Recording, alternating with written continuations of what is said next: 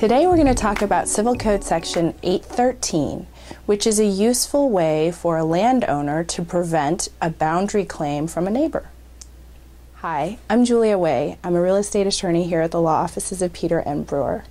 Often we get calls from property owners asking about disputes with their neighbor and how to resolve them amicably. It's pretty rare for someone to actually hire a surveyor before they buy their property. The more common circumstance is when a landowner begins their remodel process and they need to draw up their plans and submit for permits with the city. That's the most common circumstance under which people will survey their property, and they may find that the fence is in the wrong place, or there are objects such as stones, landscaping, and those types of things that are encroaching on their land.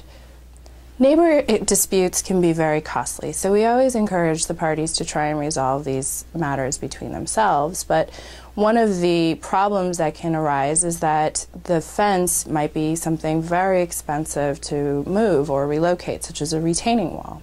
So in those circumstances, one of the first things to address is the statute of limitations issue.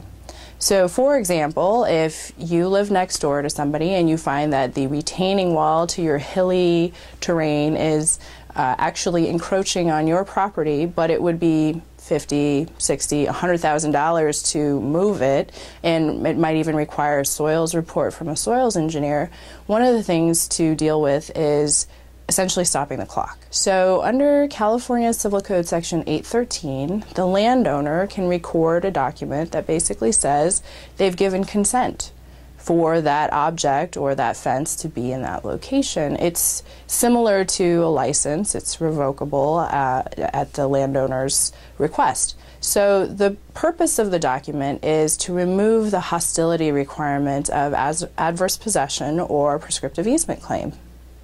So this is a temporary solution while the parties work things out, but it buys the parties some time, especially if this is a very expensive solution to negotiate. To learn more about our firm and read additional publications by our attorneys, please visit www.brewerfirm.com.